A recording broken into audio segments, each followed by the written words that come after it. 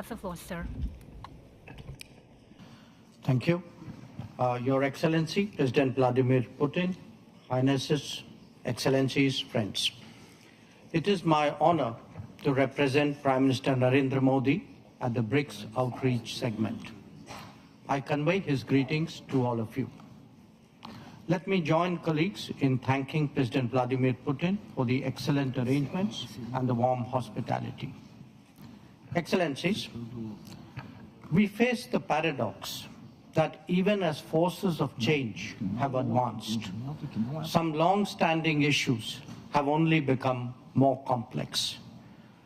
On the one hand, there is the steady diversification of production and consumption. Nations that attained independence from colonialism have accelerated their development and socio-economic progress. New capabilities emerged, facilitating the harnessing of more talent.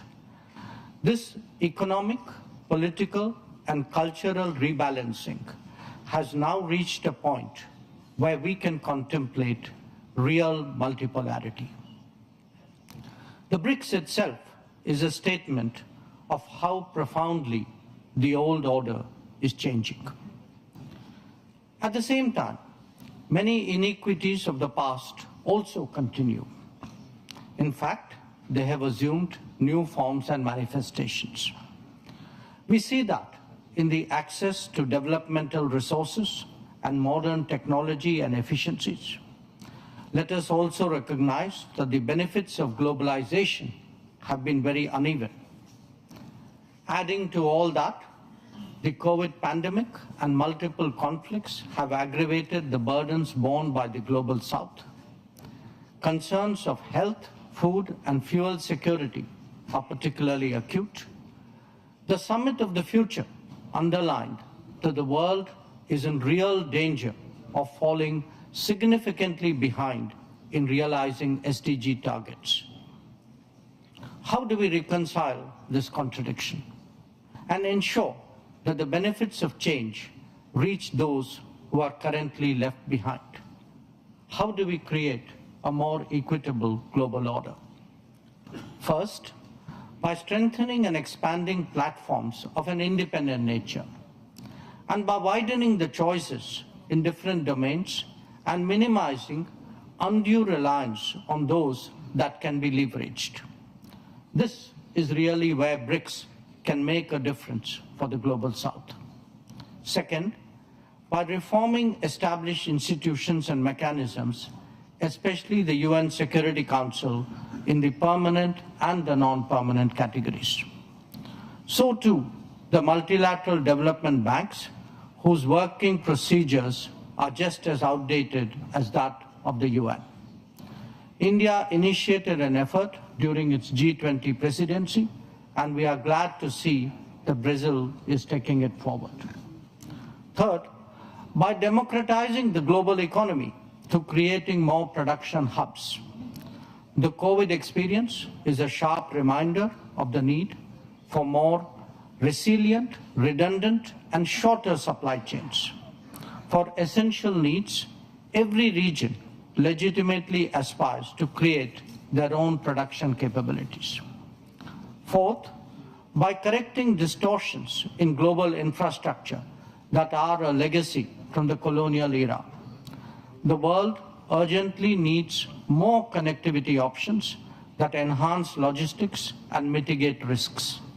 This must be a collective endeavor for common good with utmost respect for territorial integrity and sovereignty. And fifth, by sharing experiences and new initiatives. India's digital public infrastructure, its unified payment interface, the Gati Shakti infrastructure all hold a larger relevance. The International Solar Alliance, the Coalition for Disaster Resilient Infrastructure, the Global Biofuel Alliance, Mission Life, and the International Big Cat Alliance are similarly initiatives of common interest. As a first responder, be it for natural calamities, health emergencies, or economic crisis, we seek to do our fair share. Excellencies, Addressing conflicts and tensions effectively is a particular need of the day. Prime Minister Modi has emphasized that this is not an era of war. Disputes and differences must be settled by dialogue and diplomacy. Agreements, once reached, must be scrupulously respected. International law should be adhered to without exception, and there should be zero tolerance for terrorism. Excellencies, the situation in the Middle East, West Asia for us, is an understandable concern. There is a widespread anxiety that the conflict would spread further in the region. Maritime trade has also been deeply affected. The human and material consequences of further escalation are truly serious. Any approach has to be fair and durable, leading to a two-state solution. Excellencies, we meet in difficult circumstances. The world must be prepared to think afresh on long-standing challenges. Our gathering is a message that we are indeed prepared to do so. I thank you for your attention. Большое спасибо. Индия демонстрирует